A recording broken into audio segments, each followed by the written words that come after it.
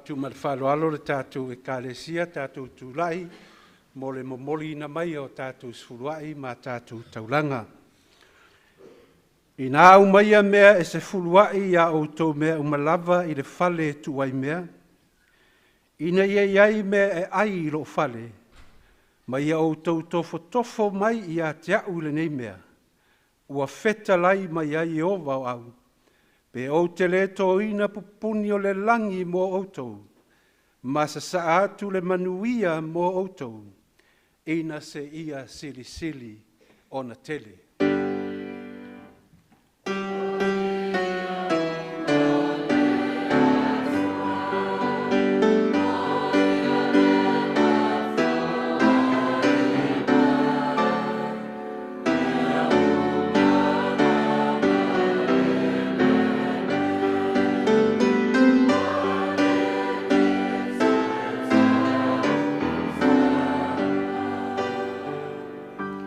Mātou ta mai o le langi, o nei se fuluai, o nei taulanga e le i maua so mātou poto po so mātou malosi. A o whamanuianga la ua fio na e sa saa i lunga o lonu. Le nei ua mātou toe whai taulanga tuahi i la ua fio. Ua ofo ina tu whaatasi mo mātou tangata. Ina ia wha ato atoina i le taulanga na e whaia i kāle vario. Whamanuia i nei taulanga tupe ma nei sfuruai. A wāle manuia o le wheau mana ngā luenga la ua fio. Whamanuia i lau e kālesia. I lo suafa Jesu ua ole mo mātou te talo tuai nei. Amen.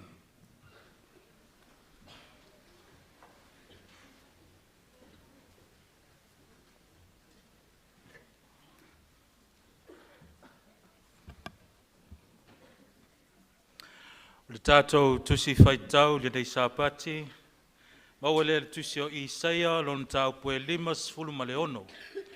Isaia lon tau pue 5 ma le ono. O le a tātou whaitau mai, whelafulafuai, whai mua se ia pā ia, whai upu lona varu. Our scriptural reading this Sabbath is found in the book of Isaiah, chapter 56, verse 1 to verse 8.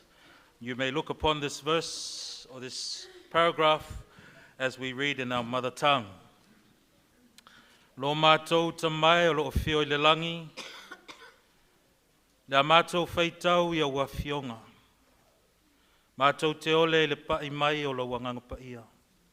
A mātou whaitau i ai, ia manino le whaitau ma le whaanongo, ono le whaatasi mai o lo ua fio mai mātou.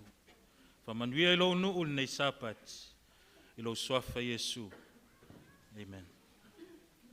O lo whapea ona whetalai mai o Iova, i au tau sia le whamasinonga, ma au tau whaia le ami o tonu, a wāwala talata ona o mai o la ufa o la tanga, ma le whaalinga o le ami o tonu mai ia te au.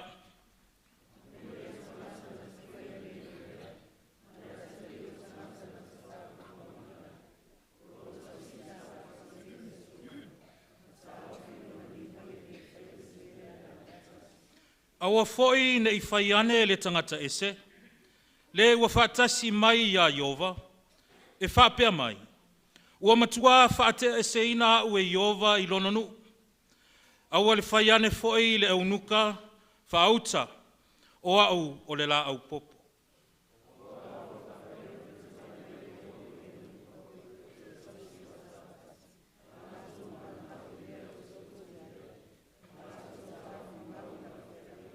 O te awatu ia te ilatou lava i lo ufale, ma totonu o upaha. O le whailonga, ma le ingoa e sili o na le lei ia tali, ma whawhine. O te awatu ia te ia le ingoa e whaavavau, e le ave seina lava.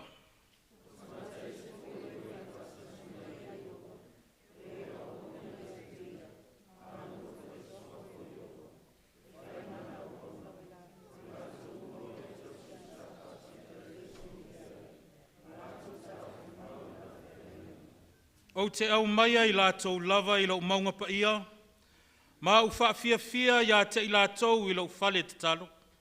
O a lātou taulanga, Mu ma la tau taulanga e talia ia I lo fata fai taulanga. A wae ta ua lo fale o le fale talo. Monu uma.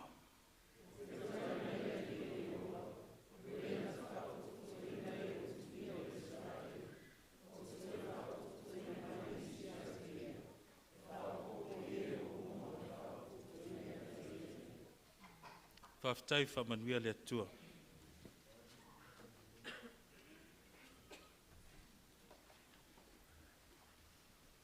O le alala mai pea le malo le tātou mta ngā ruenga. E marau lia whaptoa le ke ona reo pena.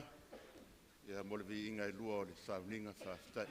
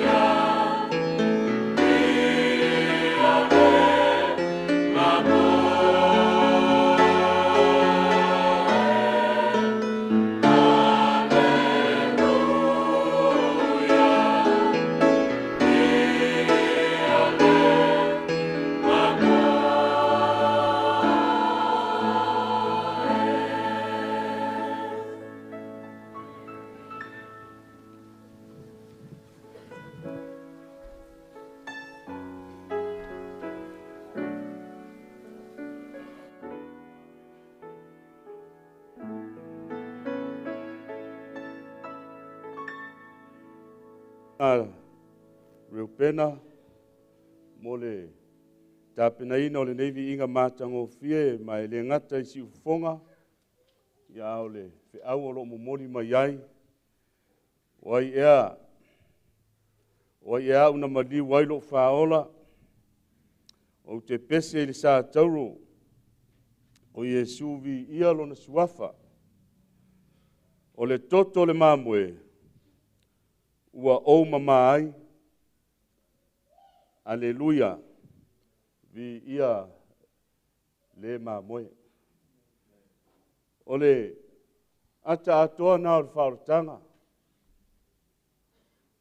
na tuua ai le mamalu i le lagi auaia ia liu tino tagata mai ma avea ai o se tagata e pei oe ina ia mafai ona faataunuina le faaolataga i Kalevario ina ia mafai ona faaolaina le tagata agasala ma eu le alofa mae moni ai le viiga aleluia ia viia le mamoe viia Iesu i lenei taeao viia i lona alofa ma lona agalelei faafetai atu lea mo le pese matagofie ua tapenaina talaina ai le feʻau o le laugaina o le feʻau a le atua o te loa lea ua uma na saunoa le suga le toeina ia taupaʻu faafeiloaʻi ai le mamalu o le tatou matagaluega mai ai le ʻaufaigaluega ia seʻi oo lava i o tatou matua i tuaʻā sinasina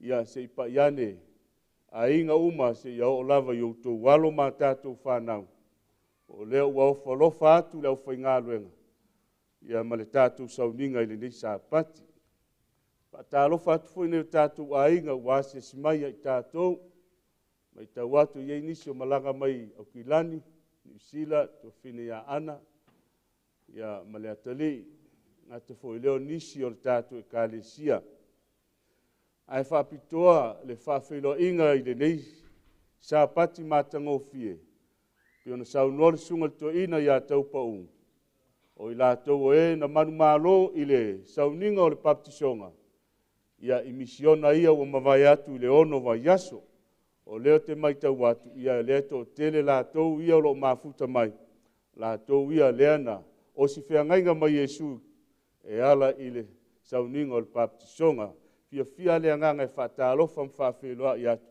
iā te outou uma mai tau feʻau o lenei sapati pe a outou faafoga ia nana outou e paʻi ā i le sauniga lea na feagai ai ia o lea sa paʻi le failesona i vaega uma o le galuega ae faapito le feʻau o lenei sapati e toe piiama ia i sauniga ia uma vai atu nei faapei foʻi na amatamea le suga le faafegaiga pasa faamalōloga i le feʻau matagofia o le lesona. Just before I sharing God's message, I would like to extend a warm welcome to all our non-Samoan speaking new members, as well as our friends who are visiting to us today.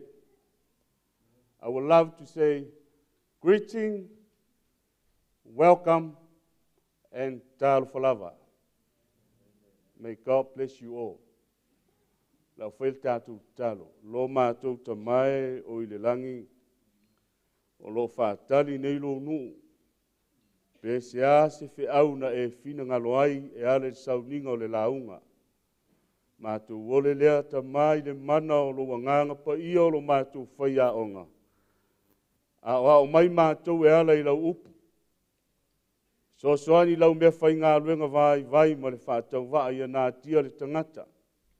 A ia whālia lava lau a fio le atua e ala i lau upu ma lau fina ngalo.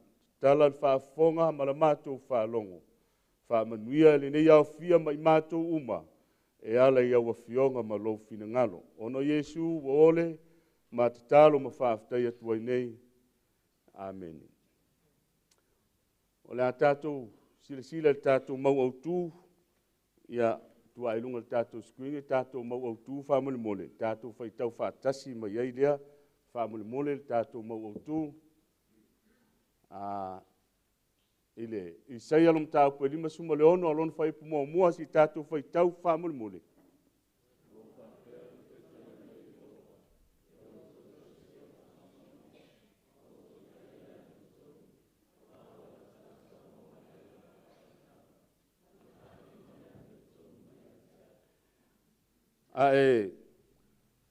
Sila ile ulu tala o mta upu lea.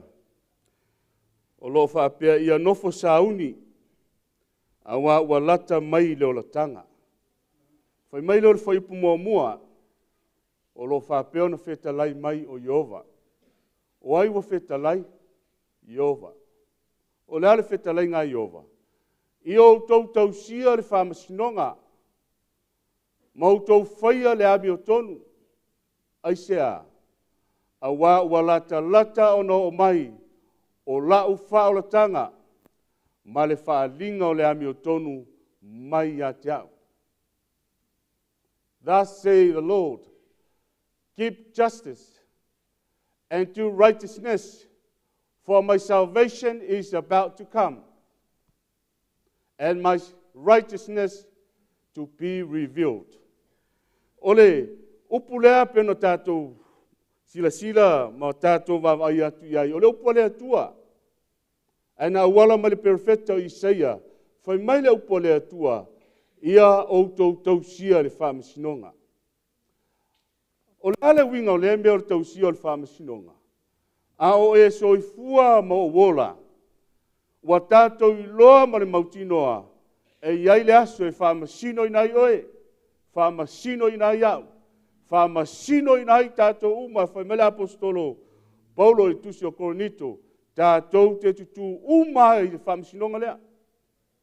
O lona winga e te tau ona e tausi le fina ngalo le atua. Wa iai le aso e whesiringi ai.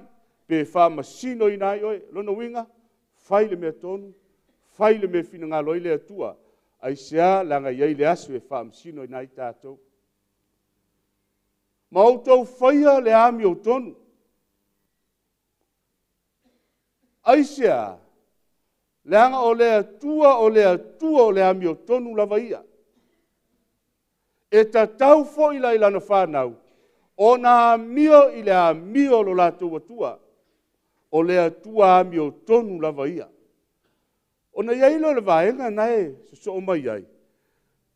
A wā lata no mai o lau whao la tanga. E ali mai, wa lewa na tu sia ma polo ai mai le atua, e ala li perfecta o Isaia. Aolo au mai ai se fe au le ka le sia, mo le taimi wa e soifua mo o ngolai. Whai mai a wā lata no mai o lau whao la tanga. Ma le wha lingo le ami o tonu. O I tātou te iloa ai, e le mawhai ona nā tia le ami o tonu o le atua. Tolu vai aso la ungaina. Tolu vai aso, ono vai aso, o whaali mai le mea fina ngalo ai le atua.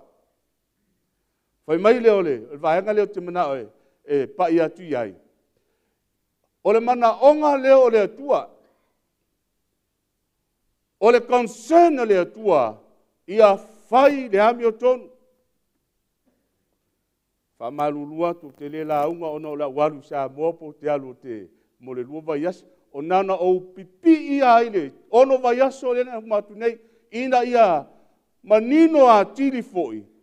Le ka le sia e maise na yo tātou a inga, e fau to tono le ka le sia, o e na baptisoina, ile concern le atua.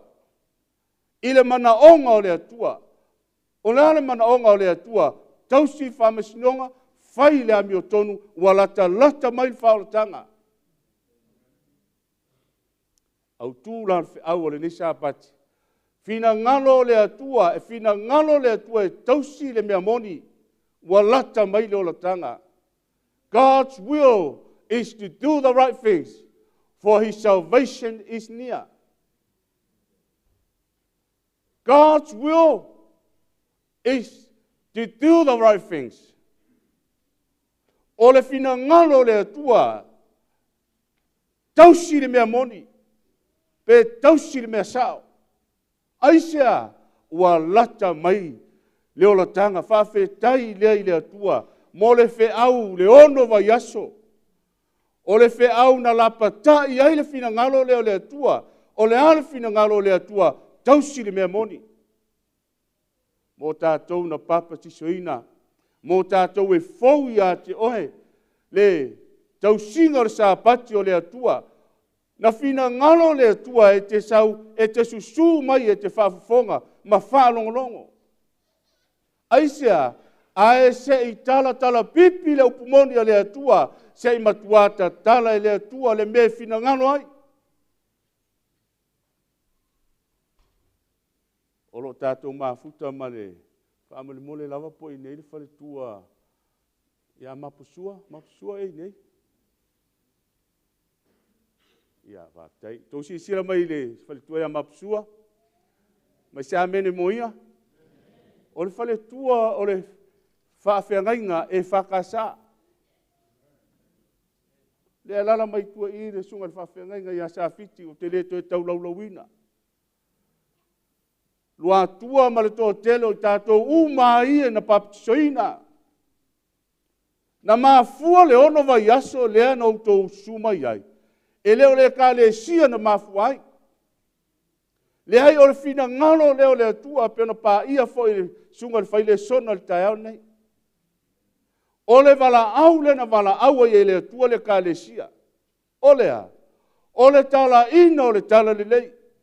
Aisea. E fina ngalo le atua, ia whaia e le tangata, tausia le tangata le mea moni, ua lata mai le aso e fio mai ailu tātou mtai. O le ala leo le whiau le nesa apati, wha marulu atu le ka le sia, wha whetai pasa marolonga, na e ao ina uma mai mea uma. Ai wha tūtū le whiau, sa apati nei, e le ngata ia tātou wa loi le ka le sia, le tau singar sa apati. Ai mo nai o tātou a ingai fau mai. Aisea, le anga ele tele i maasani ne usu se whare sā i le tae ao sa pati po le astonai. Ai aisea wa e suma iai, fina ngalo le atua ia te oe mai tātou uma, tausi le mea moni, a o le i o mai le aso e fio mai ailu tātou mutai, ua lata mai le naso. Fai mai le o mika, sole, ua whaali atu e ia te oe se mea le lei. Ono vai aso o lau mea le leia le atua. Fai mai le asea foi se mea fina ngalo ai ova ia te oe. O lana mea fina ngalo ai ova ia oe, le ka le sia ia te oe le ainga, e fau te tono le ka le sia. O le asa mea fina ngalo ai, le atua ia te oe. Fai mai pe ale o ia mea, ia fai le abi o tonu. Ina wa umana launga ina nei, le aso sama le sapati. E loa lava tangata o le atua le mea moni ma le upu moni. Fai mai leo le perfecta, fai mai le upu le atua. Le asa mea fina ngalo i le atua. Ia te oe. Pe a le o ia mea. Ia fai le ami o tonu. Le ala leo le whiau le sāpati nei. E toe wha manatu atu le tā ua o le ono vai aso. Fai mai le si fesiri. Ai se a mea tau te fai mai ana o le sāpati aso fitu. A wafo i lena pa ia tu la fono nei. O tu la fono le atua, o lo le leia le iwa, ai o mai lo le tasi, le poloa inga lo na wha, ua ese la le mele na. Ai fai mai le atua, la le me fina ngalo le atua, fai le ami o tonu. No winga fai le me fina ngalo le atua. O le fina ngalo le atua ia fai le ami o tonu. God requires us to do justice. Fai le me sao. Fai le mea tonu. Ole toi pa ua tu o le tangata ma le vai o le tangata. E maa fua na pa ua ma vai. Ole a o iai le loloto o le whiau sa pati nei. E longo o fia Iesua na maa moe wha longo mau mai. Le ala na fina ngalo le atua. Tātou umai fau mai. Fina ngalo le atua ia fai le ami o tonu. Le fai mai ia kopo, o le nei o le ua iloe fai le me le lei ai le fai, e te anga sala nei. O te anga sala nei, ana uma le ono vai aso, le fale tua ia mapusua, lua tua numa, whaafonuma o tau uma. Ai tau te le usitai le upo le atua, wai lunga i outou tu loa, wai lunga i outou wao mo tātou uru. Le anga sala, o le anga sala, wai loa le mea ami o tonu, wai loa le mea sao, wai loa le mea le whaia. Me le sa pati nei. Tōro purou ia te outou uma, mai se whare tua le whawhenga. Ai mai se o e mautofi e ka le sia na tātou o mai ai. Vai atu se uso ia tuna le alala mai. Toi titi au le mawhen tali whesiti. Ao tangata sa iri le atua. Ono vai aso sa iri. Ono vai aso e whafonga. Whai mailo le upo le atua. A wai lolo le me lei e te le whaia. Wa tia e lunga ia te oe. Mea le nā ole whi au sa pati nei le kāresia. E whina ngalo le atua. Tātou te tau sia le mea moni. Ua lata mai le o la tanga. Ai se a tau sia le mea moni. Whai mai le whitalai ngā le atua le isai alu ono whai pelua. I nā tō mai e o tau a pui pui. Ina ia uru fale atu ai. Uru fale ai le nuu a mi o tonu. O ai le nuu lea. O e tausi le mea moni. Ma fuanga na a mata ele mata upo lima suma le ono. Ai tau mai le fina ngalo le atua. Iau tau sia o whamasinonga. Ma iau tau whaia le ami o tonu. Ua lata mai le ola tanga. Le ala lea. Ai sea tau si ai. Pau wana o tangata e o le langi. O pui pui ia. O le upu whaalo alo. O whaito toa le langi. E tō mai le whaito toa. E tō mai pui pui o le langi. Ai uru whale atu le nuu wa mi o tonu. Le nuu lea na tau wa mi o tonu. Wina ia Yesu Keriso. E ala lona toto i kare vario. O i la tōna. E fia fia. E whaia le fina ngalo lea tua. Whai mai o le nuu wa mi o tonu. O e tausi le mea moni. Mafua anga na. Fina ngalo i lea tua. Ia tātou uma. Pe te tuai. Pe te fau mai. Ma na o lea tua. Ia e tausi le mea moni. E fina ngalo lea tua. Ia tātou whaia. Le mea fina ngalo i lea tua. Ole mea moni po le mea sa. Vanga mua la rufe au. Amu ia oe o le tausi i lona sa pati pa ia. O ia isi tu la fono e le leanga ia tātou. E le leanga le muri lua, e le leanga le ngaoi, e le leanga fasio tangata, e le... Ai paua ale o tu la fono wa leanga i tangata. Ai te sirafia. O lai feta lai ei le upo le atua. Amu ia oe o le tausi i lona sa pati pa ia. Blessed are those who keeps the Sabbath holy. Fete ma wai fai la unga nā mea. Tātou o le tusi fai tawina. Se fai tau mai alfa i poe lua whamule mole.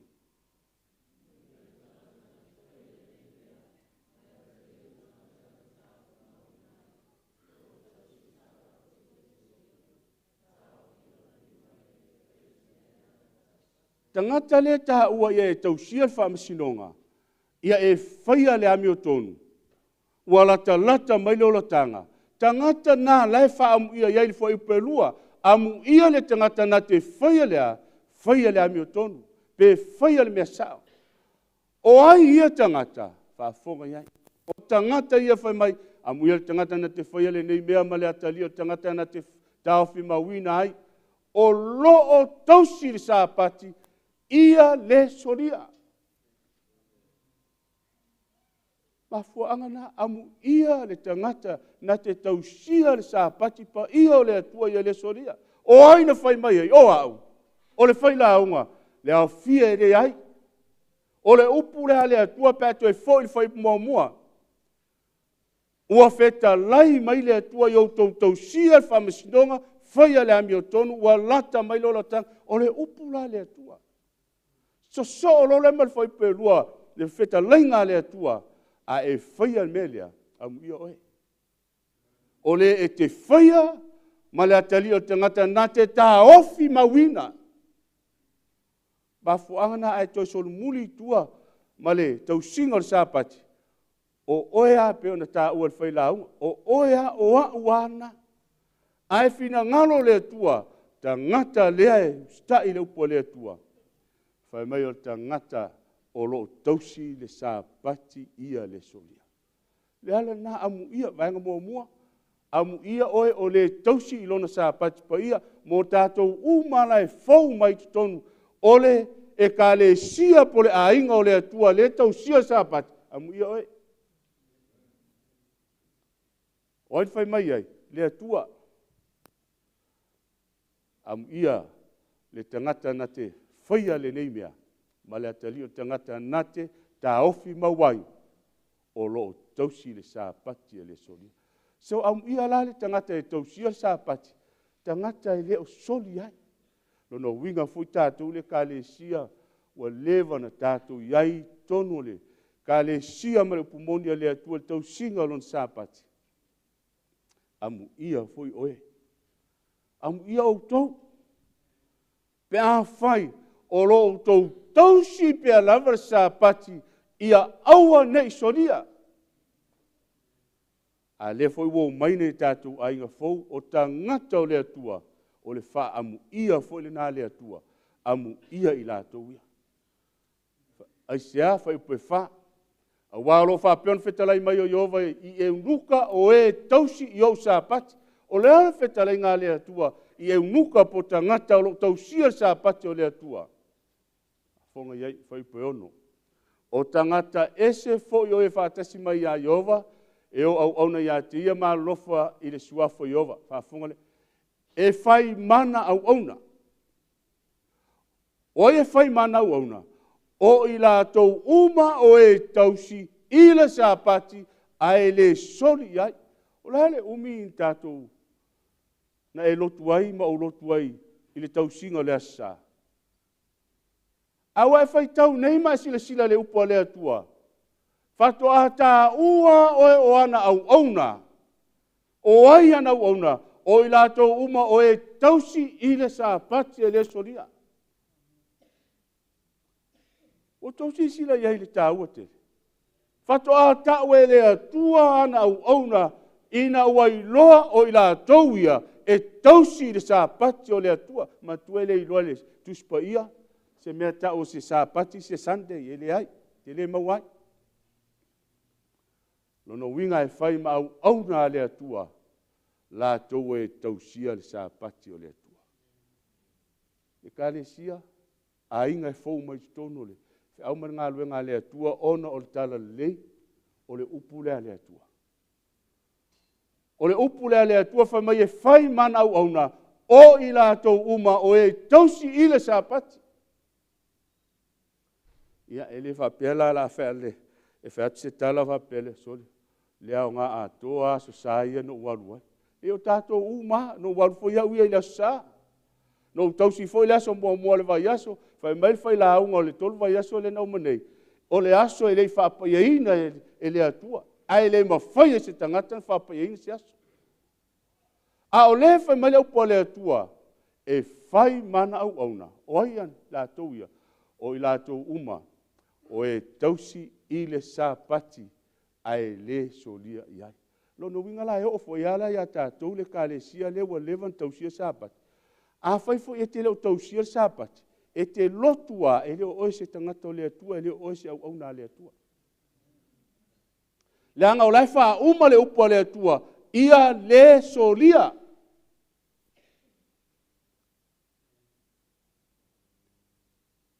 E fai mana au auna, o i lātou umo e tausi i le sapati. Ai le soli iai. So tai au nei le kālesia. A tātou vai le upo le atua. Soli. No uola mai foi au ia. No lotu mātou a inga tālo whaina iu. No ta mama no tina o levanti a kono le kālesia. A le whai tautu nei. E le whai am au auna. Aisea. Le angai whai mai le upo Iesu. I le mātai Iesu 5 whai upo iwa. E tāpua i fua mai. I la tau ia te au, aisea, i lo la tau whai ma poloa inga, poloa inga tangata. Leiti ioa la whai mai le upu lea le atua. Whatua tā ua nei oe, tā ua i tātou au nā le atua. Ina ua tausi sāpati, ai le solia. Te lei lope to fia tātou tā ngā luenga ma leo fia ni tā au. Ai a whai, e te leo solia sapati o oe o le au nā le atua. Fai mai le pere whawhai poiva o le nei watu ina mai pea o le malolonga whaasapati. Mo tangata o le atua. There remains then Sabbath rest for the people of God. Sa launga le stasi whai au sa moa tātou sisio, tātou whai launga lau iloa. Ma launga ma tau sa pati. Ia e peye tele na peye ta wemu iai tangata. Whai mai leo le tala le whai au. Mo ele tausia sa pati. It's okay. It's all right. Ele sa pati mo e. O le sa pati mo tangata o le atua. Lona winga le ka le sia mo tātou a inga e fau mai. O i e iloa ai. O oe o le tangata o le atua, le tusi o Isaia whai mai, o au auna le atua, a sau le apostolo whai mai le peru, whai mai o le malo longa whasa pati.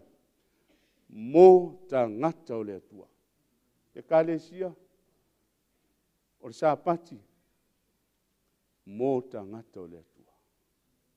Lono winga o tātou a inga wa ustai nei le upo le atua, o i lātou e ta lia le wala awa le atua ma le tala le e ana li sa pati ia whapa iaina. O te mana o te matuafa i loi a te oe.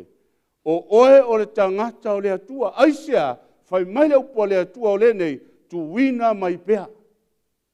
Te le tangata whai mai o sa pati teimi o whengingi tuai. O le teimi o whenginga fau lea. Mea lea, mō tātou uma whaletua ia mapsua, tātou uma o e fau mai. O te mana e whamanatu i ati oe. Taluai una ua e ustai le atua ma tausi sāpati. Whai mai le upo le atua o tā ngata o le atua. Lona winga, na whaile sāpati mō na o tā ngata o le atua. A whonga tuso i seia le tātu whai tau ai. Whai mai o au auna le atua. Ea, e tausi sāpati e le soli ai. Ai whai mai le tuso e peru. Malolonga leo sapati. Mo tangata o le atua. Sabbath is for God's people. O le aso na whaia le atua. Mo ona tangata. Te le tangata e whaia i le atala. Ma whaia i lana ia philosophy. Whaia i lana ia whetutu na inga. E le compromise se manatu e dasi. Po se teaching po le aha lava le sapati o le atua. Ele ma fai e sesi, ona fesu ia i pu, tu i luma tu mai tua pe fe furi furi ia, ele ma fai aisea. Le anga o sa pati na fai a mai e tena. O le aso na fitu na whapa ia whamanui ai, wa fai launga, pe ia se misiona lau mea na uto e fai. But I just want to tell the good news for all our new members. Te mana e tau atu i ate oele, se tala fia ina i o tātou a inga e fau mai i le tausinga o le aso pa ia o le atua. Whai mai le upo le atua, na whaia mō tā ngata o le atua. Ai e whamanianga. Whamanianga le whai mai le isai e rima walu whai pasuma tolu. A whaila e te liliu e se lo vai i le sāpati. Ai le whaia lo lava loto i lo wasa. Ai sila le upu le asa, e le o whape mai Sunday i whapertania. Whapertania lale, whai mai thy pleasure of my holy day. Not Sunday, holy day. O le ala le holy day, it's a Sabbath day. Le ala whai mai a whai te li liu e se ai, awa te toi soni. Whaftei le atua nei tātou a inga fo, vi ia le atua. O te tali tonu mai le taele o lo loto. Mo matua au tau fia. Ina wau tau tausi sa pati o le atua. Ai, more than that, i ta latu le nā, o lo iai le whaamanuianga, i le tangata e tausi sa pati e le solia le whai mai, a li liu e se lo vai, no winga aua te whai ai se mea sa pati, e whai ai lo lava loto, lo lava sa ma weta ma ua ma e ta ua sa pati o le aso fia. O le aso ua sa ia iowa. Ma e wha mamaru iai, wha mamaru le sa pati te le whai ai au lava mio, le toi whai ai tātou upu po tātou launga, fo le mamau ma sapati. O le ala le mea tupu ia o epe a whai e te tausi sapati, e te le soria. Mana tua mai, o le au na le atua, sau le apostolo, o tangata o le atua, tangata e tausi sapati. Ai whai mai, a e le soria. E te manui ai. E te manuia nei. O whea al whai posu tolu o tau me se manuia. Whai la unga e leo iei se whamunianga. Si sia mai whai posu mai wha, si whai tau mai whai posu mai wha whamuni mori.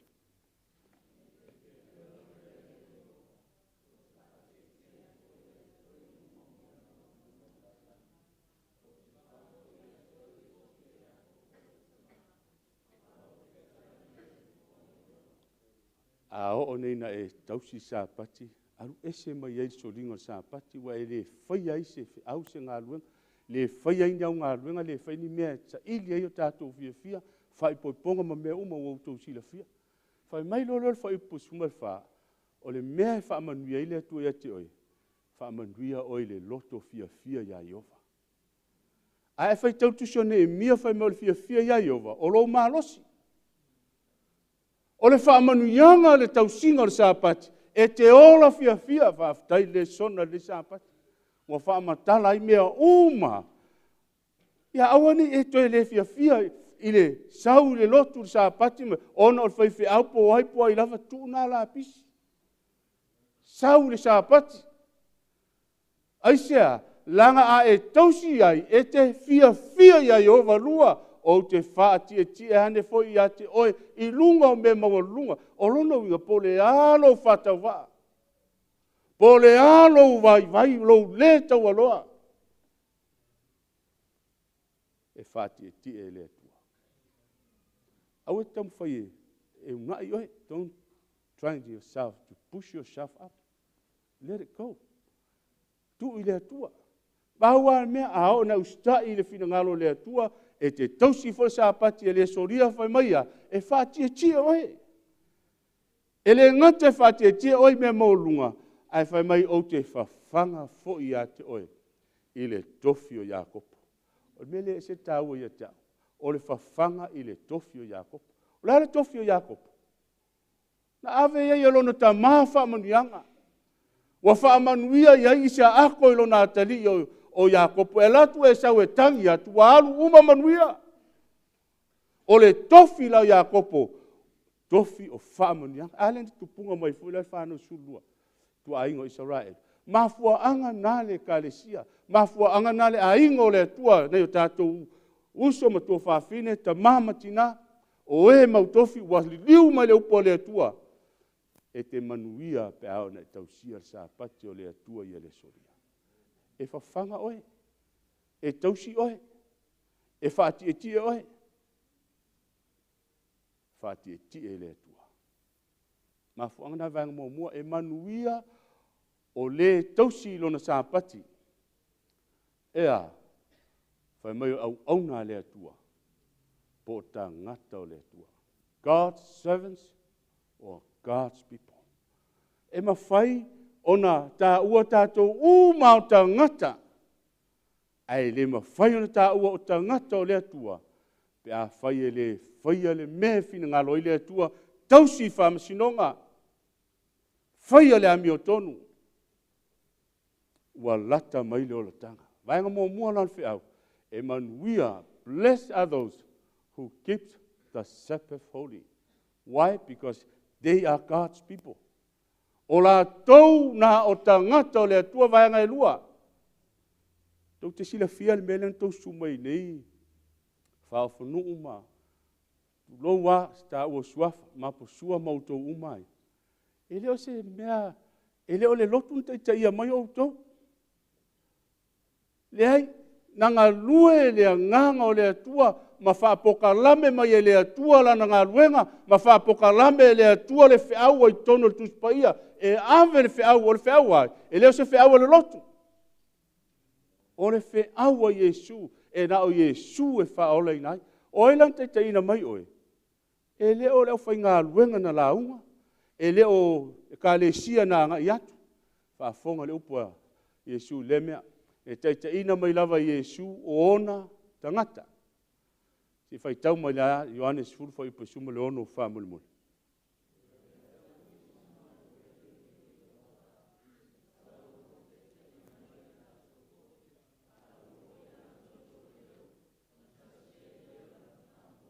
Mo Iana, whai mai Iesu, wa ia te hau fo isi mamoe, e leo i le nei lotoa, e te tau te le isusu mai, tau te le italia le wala au ma le baptisonga no tau baptiso ai. Whai mai Iesu, o la ia te hau isi mamoe, e leo i nei. E leo i nei whea, o leo i nei leo pumoni. O le lotoa le na, whai mai lolo Iesu, e ta tau ona ou taita ina mai o i lātou, taita i mai a, e whaalongo fo i lātou i lo leo. Tau te sila fia, le si ufofonga le au whai ngā ruenga, sa tūla i le pō, i lau ngai no le whea. E leo le leo nā le tau tala iei le leo lea. O le leo Iesu, Ioane ono toru lena wha ngā le sona. Whai mai wa le au ngā le tino se mea, au upu au te whai atuai, upu ia. Le leo lea ma le si ufofonga leo Iesu, le alwhai mai a Iesu, o la ia hau si mamoe, e leo i nei. Awa ula le la te ina mai. Na mahafua no tō mai le whi au ma ngā lue ngā lea tua, ma le pumoni lea tua, e leo no whai whi au pos tangata. Ao ai, o Iesu whai mai, o au e te ina mai. Aisea, langa o au mamoe lai o. Mahafua anga nana mai le tua le whi au ma le tala le. Whawhunu uma, o tō uma. Na sila fia Iesu, o tau ana mamoe, e leo i le loto polo pumoni. Ai whai mai Iesu, e whaalongo mai nei lo leo au mamoe na. Alea, mafuanga na, whai mai Iesu, o te taitaina mai, aisia, langa o le leo Iesu, o le leo Iesu o Ioane ono tolu. O upu o te whai atu ai. Upu. Ale na tu fa fonga. O le anganga na, o le ola fole na. Moni la Iesu, o ailana te itaina mai outou. E le o le kalesia pe le o le lotu. O le lotu na whai la tau vaenga. O le upu na e fa fonga ai. O le leo ma le si ufofonga na Iesu. Whai mai lo Iesu. Wha longo nei loa la uma mo lo leo. Ave atu o mai. O lo su mai la malo ta lia o le wheau e ala le pumoni a le atua o Iesu e ana le wheau. Tai mai la Iesu o to. Whai mai la tu e fo i tusi whai tauina i se rima ono whai poeono. O tangata ese fo e whaatasi mai a Iova. E o au auna ia te ia malolofa i suafo Iova. E whai mana au auna. E whai mana au auna. O i la tau uma o e tausi sa pati. Whai mai e whai mana au auna. Ngai loa le Iesu. O lai te i lesi loto a. O lai te i tausia le asa. Ai loa Iesu o lau mamoe la. O lau mamoe oe. E nana wha longo al mamoe Iesu sau loa. Yes. Na ia trials. You go through trials. Na e ui tofonga. Na ui i whaingata. Peita i tua atu na o Iesu nanta i tai mai oe. A wha longolo i aile mamoe Iesu. Sa vali mai ale o le mamoe Iesu. Mafuanga na wa i. Mafuanga na wa i ai tono le aingo le atua. Mafuanga na wa i fia ai. E te tausir sa pati o le atua. E whai mana au auna. O i lato umo e tausir sa pati. Whai meilo whai poe fitu e so ai. O te au mai i lātou lava, i lo maunga pa ia. Whetalai Iesu le whengenga fōu. E te tauna o tai mai au maa moela isi lotoa. Awa lewa na walo ia mai le tusio i seia. Whai mai le upa le atua. O te au mai i lātou lava, i lo maunga pa ia. Lale maunga pa ia. Tau tala i le nuu o le atua ma le kalesia le atua. Whai mai le o te au mai. Oina au mai. E leo Isaia whai mai o apna o maia. Perfecta. Leo le upo le atua lai whamatala Isaia. Whai mai leo Isaia whai mai le upo le atua. O te au maia lo nu. I lo maunga pa ia. Ma au whaafia ia te ilatou, I loo whale te talo, lale whale te talo. Wa tautala nei le ka le sia le atua. Le a inga pe leo le atua. Le ala lea le au fia o e na fou mai. O mana o e toi polili atu I le sa pati nei, le ta ua o le ono vai aso lea na tula iai, o ana au auna ia. E wha leo atu le fina ngalo le atua. Aisea, langa mana o Yesu, e tai mai o ana mamoe. E tai ina mai lava la Yesu, I ona tangata. E le fosia se wa tauna na iai ale filifilinga aisea langa I lole le mamoe Yesu, fai mai e fa longo ma faia. Fai pe valu. Se fai tau mar fai pe valu fa mole lava.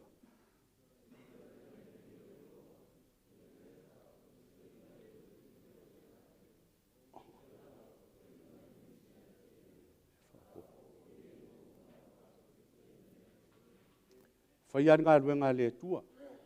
E ine tātou ainga tua I le lotu. I ei teimi e vai ai, wa tū lia I lātou. Ai whamele upo le tua, e toi wha fo I mai ia. Ma fua anga nā le ka le sia, tātou te le wha vai ai. I ta ngata o le atua ua wha vai le ala. Ai le ngata I lea, whai mai, o te toi wha poto ina mai nisi ia te ia. Whai mai lo leo mea nai vaselai. Whai mai e wha au popo I e. Ua uma ona wha poto ina I ate ia. Tātou lewa lewa I le lotu. Lewa na wha poto mai le atua o tau. Mātou ia le I lewa tele. Ia wha popo mai foi mātou I le atua. Mō tātou ia ua uma atu nei I le vai aso lea, po le ono vai aso lea, saundinga lea, nou tau filifili ia I le baptisonga. Leo le atua na wha popo mai o tau. O tō whaafonga lama o tō sila le fina ngalo le atua na fina ngalo ai le atua. Ia tau sia le whamasinonga. Lona winga whai le mea awaine mō lia o e luma o le atua. Ai le ngata I lea, ia tau sia le ami o tonu, ia whai le mea fina ngalo ai le atua. Ai sea, ua lata mai. Mafu angalna, e whao popo I e ua uma ona wha poto ina. Ia te ia, oie. Whapotopoto ina. O le atua, whai upe fitu, o te au maia I lātou.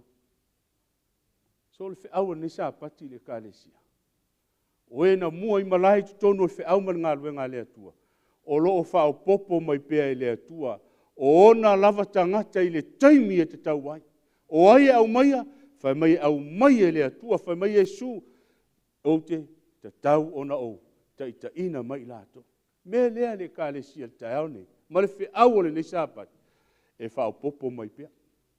E whao popo. Whai mari sau noanga whai le sona. E watu aisi, e au mai aisi. A le whai mai e tū lia ni. Si lona winga e iei teimi e wha vai e tangata. Ona o lea. Ona o le whata mala. Ona o le whata la le. A e whai mai le atua. Tausi whamasinonga. Whai le ami o tonu. A o whao popo mai pia. Lea lai eile. Sāpati nei. Ma nai o tātou ainga fou mai tu tonu o le ainga o le atua. Whai mai lo le pere lua, whai pasuma le iwa. O le nei, e le toi tangata ese au tau. Tātou ainga fou, e le toi tangata ese. Teimi le no tau suma iai le misiona e whalongolongo, ma tu sia I lalo uso e asi mai. Ua le toi tangata ese, pon tangata asi mai. Aia, whai mai, ua nuu whātasi male au paia. Ale au pa ia len fa por putoina. Ale o tu fa popo mai foi outo. Ma fuanga na ole ka le sia a vel tala le, ma le pumoni le atua e leo se ka le sia stangata. Langa le ka le sia na to fia le atua fai mai. Ole au pa ia. Ole a ingo le atua. So mo tatou uma e fo mai. Welcome home. Welcome home. Wa e sau le a ingo le atua. Le ainga mana o le atua e whai al whamasinonga, pe tau sia le ami o tonu, pe whai al mea sao. Le al mea sao. Le upu moni le a le atua. Mafu anganale au fia ni sāpati. E taita ina mai lava Yesu, ona lava tangata, langa o ia e ona le upu moni, o ia e ona le tala lei, e na o ia foi e whaola inai. e taʻitaʻina mai lava la, e Iesu o ona lava tangata, o ia tangata, o le aupaia, po le aiga o le atua. Fai mai lo le fa, o le mau, e amata i le vaega mulimuli, pe sao faapefea i tatou pe a faatamala i le olatanga. E matua te lē a le olatanga. E sao faapea tatou, mafuaga nea tatou ua leva i tonu o le ekalesia, aua e te faatamala fai mai le sona, faamalosi. Faamalosi aua te faatalalē, aua e te faatamala o le olatanga ua mai a Iesu, e lesi tamai olatanga. Mai le faitatalo le aoga sa. O tāua ai le nuu na e leai sona gataaga. Ae a e faatamala, talo fai le tatou. Le olatanga tele ua saunia i le atua. Mafuaga na vaega mulimuli o le feʻau, aua e te faatamala i le olatanga lea ua e sau ai. E te leo sau o le tagata na e sau o Iesu, ma lana tala lelei ma lana upumoni, o ia lenā e faaola inai, aua e te faatamala. Nei tei, ua le tau lau o le faamoemoe. Famele pesu lua lima i outou nei liliu ese outou ia te ia ua feta lai mai. Fai mai le sona, au e te vaai tangata. E tele teimi e liliu ai, ma sau ai lou fiu, ma sau ai lou le fia whaia se mea, ma e le tu mau ai, langa ua e vaai tangata. Ai fai mai le upo le apostolo, ia outou ne i liliu ese, outou ia te ia, oia Iesu, ua feta lai mai. Awa a faina le sao i lātou e na liu ese i le na feta lai i le lalolangi. E matua le sao lava i tātou pe ali liu ese i a te ia. Oia, Iesu lena tai mai oe, tai mai a. E matua le sao lava i tātou pe ali liu ese i a te ia. O lo feta lai mai le langi. Feta lai nga mai le langi. Lea, le upu a le atua. O ia le nae ona le upu. O ia le nae ona le feau le te whaafonga ai. O au, ia peia le wila fo le vili vai, fo le tae e vatu le meli, wa mo mai lau tusi, wa mo mai se feau mai, e whaapena le ave feau. A o le feau le te whaafonga ai, au e te li liua ia te ia, o le feau mai le langi, o le feau le atua, le na e whaafonga ai, ma e talia e ala i sauninga ian tātou iai, whai mai lor whai polusu malvalu, polusu lua o le nei, ua maua i tātou le mālo. Mālo na mana o ile atua, e te tausi le whaamasinonga, pe whai le mea sa. O le mālo le na mana o ile atua, e te whaia le ami o tonu, pe whaia le mea whina o ile atua, aisea, langa o le mālo lea, o le mālo tangata ami o tonu. O le mālo tangata, e usitai le upumoni a le atua, wha mai e le mawhai e se tasi. E le mawhai o na luruina. Me le ia tātou whaafitai ai, tātou te au. Au na i le atua malea, male mi ngao. Male matau, ia fia mai ai oi. Au le te whatamana. Vai le mālo le ua umanta pena i le atua. O le mālo e le mawhai e se tasi, e le mawhai e se mea, o na luruina ma whaatoi la loina. Ai whaafena i loa, wa ewa ai mai nau le nā mālo, e i loa i lau au nanga i le atua. E au na whaafea, whai mai e te au na male mi ngao, male matau. Me lea, a inga pe le, ma le kalesia, ma i tātou uma e maise o e fau mai tonu le au ma ngā lue ngā le atua. Ma fuanga nana mana o le atua. Tausi, whai le ami o tonu. Tausi le whaamasinonga, ua lata mai. Le mā lo lea, ua lata mai le o la tanga whauta o te vave alu atu. Ia e tā ofi mau le meua ia te oe. Ai se a tā ofi mau ai. Langa o lea lava e ola ale fili. O lea e tā milo a sātani. O lea lava e lotu vai mai al whailaungo. Le lotu sātani. Tātou mata ala lea. Ne i te i au o toi mamuru le pare. Whai mai le upu ia e tā ofi mau le mea ua ia te oe. nei a vea se tasi lo pale. Ai sia la ele mau ai lo pale.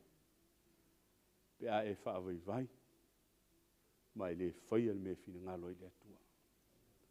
Awale nei e wha tamala i le olatanga, nei a vea e se tasi, lo pale, le kale sia tātou, ua loa aso o afu ma tautua i whi au man ngā rua ngā le atua. Whai mai le wha mahalosi le son, wha mahalosi. Aisea, nei te i awa to e wha oa lo pale. Mo tātou e fōu mai. Tāo fi mau le mele nā. Tāo fi mau le upumoni a le atua. Tāo fi mau le me fina ngalo i le atua. Nei te i a ua to e mamulu lo tātou pale. Ma le upo Yesu, e i loa foi au tou le mea moni. Tu sao loto ai loa le au tou le upumoni. Tā ua nā le i loa le upumoni. Whaftai a te au tou e ua fili le upo le atua. Ai le o manatu maa o ngā tangata. Aisea, langa e lolo tangata o le atua le mea moni le. La fua i lo mea uma. Tu ua lo mea uma. Ua ola sa o loto. Ua ola fia. Ua iai lo na wha moe moenga. Mea lea whai mai ai. E te sa o loto. Pe a e loa le upumoni. Ma tausi iai. E te sa o loto.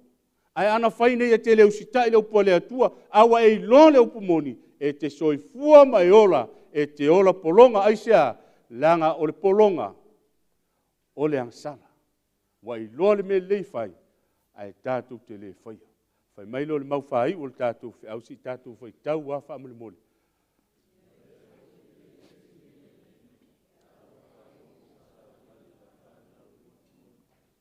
E le ai ase fia sili luma o le atua. Ia te oele ta mā, le tina, wha poto mai siau whanau ma siau ai. E le ai se me sili na fia ai. Wha leo le apostolo Ioane le fina ngano le atua. E le ai so fia sili le nei. Pe au wha longo, ua sava vali lau whanau le. Vaenga mua le au le kālesia. E manuia le tausia lona sāpati. Aisea, tangata mauti noa o le atua, po au nā le atua. Vaenga lona lua. Nau e sau e tausi le upumoni le atua ma lona sāpati. O te whamanatu atu ia te oe. O Yesu na tai mai ia te oe. Tai ina mai, ma tātou o mai ai. Aisea, langa o tātou o le aupa ia, o le ainga pele o le atua. Vaenga muli, me lea aua, nei o tātou whaatamala, nei tei ua toe whaoa lo pale. O le fina ngalo le atua, whapea mai, te talai mai owa i au tau tausi i whamasinonga, o tau whaia le ami o tonu, a wā ua lata o nao mai, o lau whaoltanga. Mana onga nao le atua. Tausi le mea fina ngalo i le atua. Le kāle sia, o le fe auna ni sāpati. Amen.